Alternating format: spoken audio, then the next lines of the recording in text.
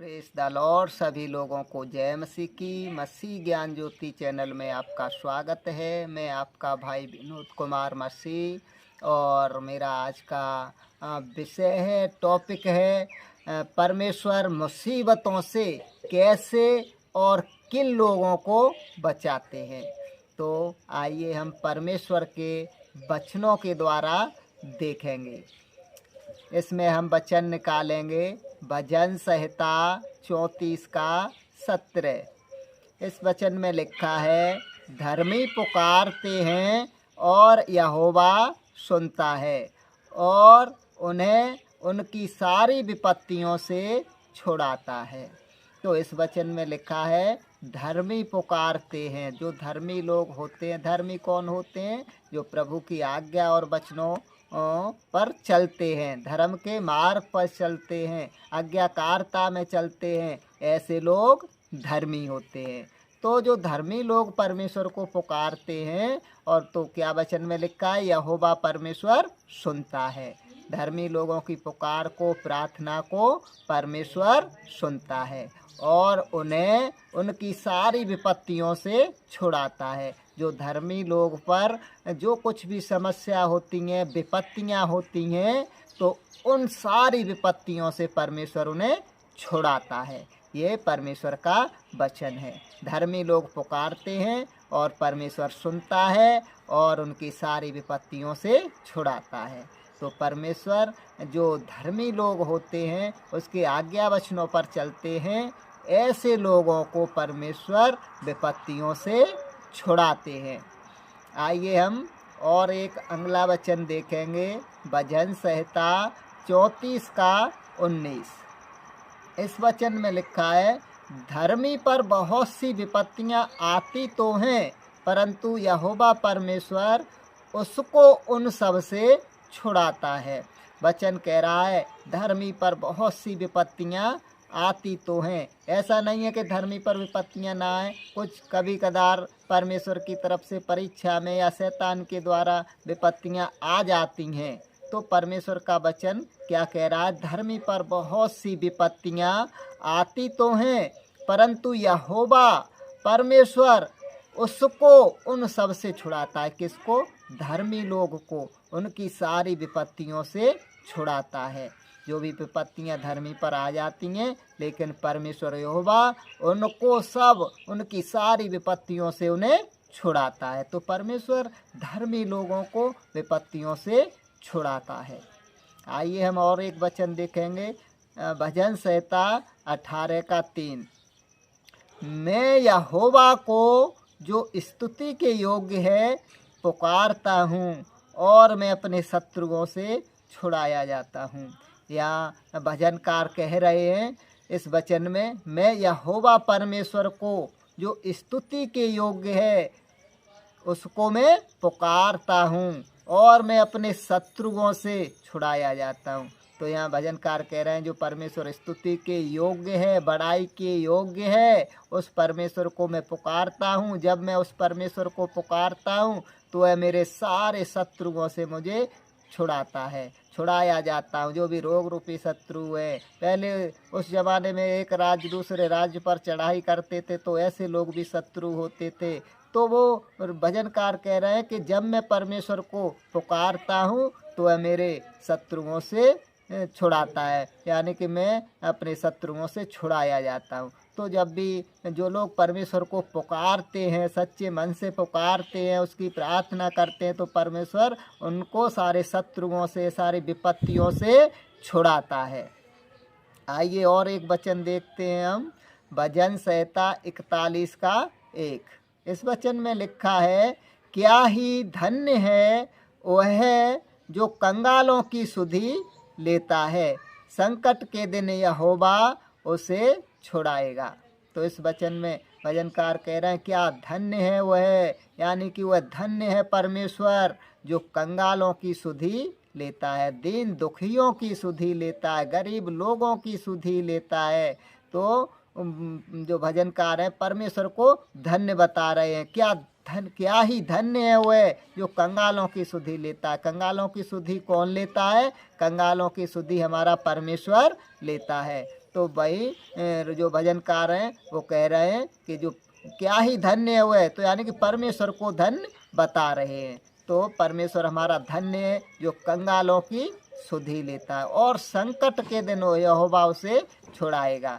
और जो कंगाल लोग होते हैं, दीन दुखी लोग होते हैं, तो परमेश्वर उनकी सुधि लेता है और क्या करता है, संकट के दिन, कोई विपत्ति का समय आ जाता है, संकट के दिन आ जाते हैं, तो परमेश्वर उनको छुड़ाता है। तो परमेश्वर धन्य है जो कि कंगालों की भी सुधि लेता है और दीन दुखियों को भी संकट के दिन उन्हें छुड़ाता है। तो आइए हम और एक वचन देखेंगे, भजन संहिता 91 का 2 से 3 पढ़ेंगे, चाहे 1 से 3 पढ़ लेते हैं। जो परम प्रधान की शरण में वास करता है वह सर्वशक्तिमान की छाया में ठिकाना पाएगा।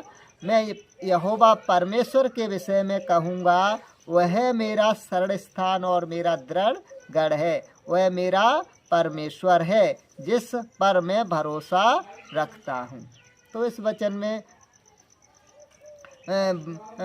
भजनकार कह रहे हैं कि मैं परम प्रधान की शरण में वास करता हूँ, यानी कि परमेश्वर की शरण में वास करता हूँ, उसके नज़दीक जाकर वास करता हूँ, वह सर्वशक्तिमान की छाया में ठिकाना पाएगा। तो जो कोई भी परमेश्वर की शरण में वास करता है वह सर्वशक्तिमान परमेश्वर की छाया में ठिकाना पाता है।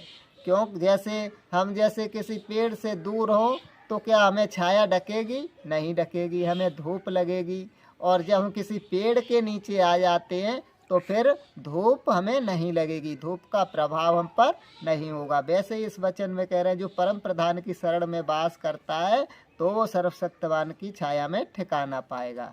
तो वैसे ही हम परमेश्वर की जब शरण में आ जाते हैं तो उसकी छाया में हम ठिकाना पाते हैं।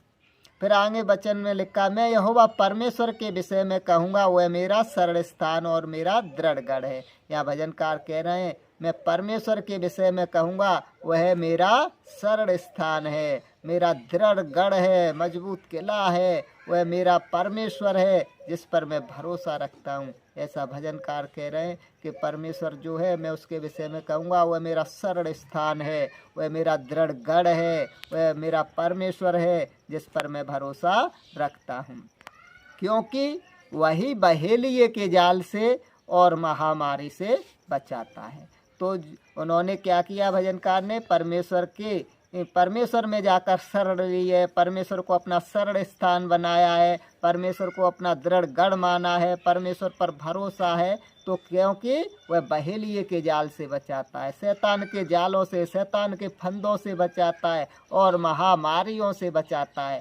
इसलिए परमेश्वर की जो शरण में पहुंच जाते हैं, जो परमेश्वर को अपना शरण स्थान बना लेते हैं, तो वो परमेश्वर महामारियों से बचाता है, बहेलिये के जाल से बचाता है, शैतान के फंदों से बचाता है। तो हमें भी परमेश्वर की शरण में जाना चाहिए, हमें भी परमेश्वर को अपना शरण स्थान बनाना चाहिए, जिससे कि वो हमें शैतान के फंदों से, बहेलियों के जाल से और महामारी से बचाए। तो जो लोग परमेश्वर की शरण में पहुंच जाते हैं वो महामारियों से और शैतान के जाल फंदों से परमेश्वर हमें बचाते हैं, छुड़ाते हैं।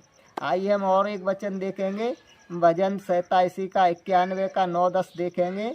क्योंकि तूने यहोवा परमेश्वर को जो मेरा शरण स्थान है अर्थात परम प्रधान को अपना निवास स्थान बनाया है, इसलिए न कोई विपत्ति तुझ पर आएगी, न कोई दुख तेरे डेरे के निकट आने पाएगा। तो इसमें हमारे पास विपत्ति कब नहीं आएगी, हमारे डेरे के निकट दुख कब नहीं आएगा। ऊपर वाले वचन को पढ़ते हैं, क्योंकि तूने यहोवा परमेश्वर को जो मेरा शरण स्थान है अर्थात परम प्रधान को अपना निवास स्थान बनाया है। यानी कहने का मतलब है जब हम यहोवा परमेश्वर को अपना शरण स्थान बना लेते हैं, अपना निवास स्थान बना लेते हैं, हम परमेश्वर के पास रहते हैं और परमेश्वर हमारे निकट रहते हैं, तब हमारे पास कोई विपत्ति नहीं आएगी, हमारे डेरे के निकट कोई दुख नहीं आने पाएगा। तो हमें भी परमेश्वर को अपना शरण स्थान बनाना चाहिए, हमें परमेश्वर के निकट रहना चाहिए ताकि हमारे पास भी कोई दुख विपत्ति न आने पाए। आइए हम और एक वचन देखेंगे, भजन संहिता 91 का इसी का 14 और 15 देखेंगे। उसने मुझसे प्रेम किया है इसलिए मैं उसे छुड़ाऊंगा, मैं उसे ऊंचे स्थानों पर सुरक्षित रखूंगा, क्योंकि उसने मेरा नाम जान लिया है। तो इसमें वचन क्या कह रहा है? उसने मुझसे प्रेम किया है। परमेश्वर कह रहे हैं जिस उसने मुझसे प्रेम किया है इसलिए मैं उसे छुड़ाऊंगा। तो जो कोई परमेश्वर से प्रेम करता है परमेश्वर उसको छुड़ाते हैं। आगे वचन में लिखा है कि जब वह मुझे पुकारेगा तब मैं उसे उत्तर दूंगा, संकट के समय मैं उसके साथ रहूंगा, मैं उसे छुड़ाऊंगा और उसका सम्मान बढ़ाऊंगा। तो परमेश्वर इस वचन में कह रहे हैं कि जो लोग मुझसे प्रेम करते हैं उसको मैं छुड़ाऊंगा, और जब भी वह मुझे पुकारेगा तब मैं उसको उत्तर दूंगा, संकट के समय में उसके साथ रहूंगा। किसके? जो प्रभु से प्रेम करते हैं, प्रभु उसके संकट के समय साथ रहेंगे। और प्रभु कह रहे हैं मैं उसे छुड़ाऊंगा और उसका सम्मान बढ़ाऊंगा। तो जो लोग प्रभु से प्रेम करते हैं तो प्रभु उनको सारे संकट में छुड़ाते हैं। तो हमें भी परमेश्वर से प्रेम करना चाहिए ताकि परमेश्वर हमें भी संकट आने पर हमारे साथ रहें और हमें संकट से छुड़ाएं। हालेलुया। और एक वचन देखेंगे, योना 2 का 1-2 देखेंगे। तब योना ने मत्स्य के पेट में से अपने परमेश्वर से प्रार्थना की। उसने कहा, संकट पड़ने पर मैंने यहोवा परमेश्वर को पुकारा और उसने मुझे उत्तर दिया। मैंने सहायता के लिए अधोलोक की गहराइयों से पुकारा और तूने मेरी सुन ली।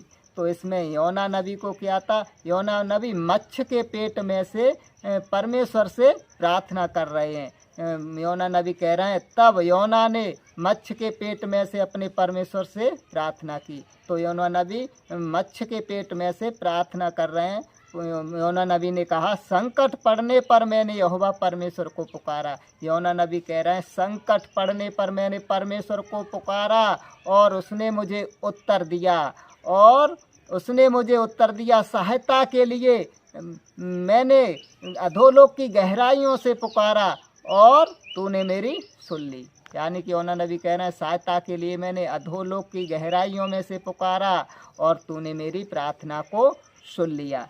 तो परमेश्वर क्या है? परमेश्वर हमें संकट में भी हमारी प्रार्थना को सुनते हैं। बस शर्त यही है कि हम प्रभु के आज्ञा वचनों में बने रहें, उससे प्रेम करें, हम उसको अपना शरण स्थान बनाएं। तो परमेश्वर हमें सारे संकटों से भी बचाते हैं, हमारी सहायता करते हैं। और इसी का योना का 2 का 6 देखते हैं। इसमें लिखा है, मैं पहाड़ों की जड़ तक पहुंच गया था, मैं सदा के लिए भूमि में बंद हो गया था, तो भी हे मेरे परमेश्वर तूने मेरे प्राणों को गड्ढे में से उठाया। इसमें योना नबी कह रहे हैं मैं पहाड़ों की जड़ तक पहुंच गया था, यानी कि पहाड़ों की जड़ जो तले होता है वहाँ पहुंच गए थे समुद्र में।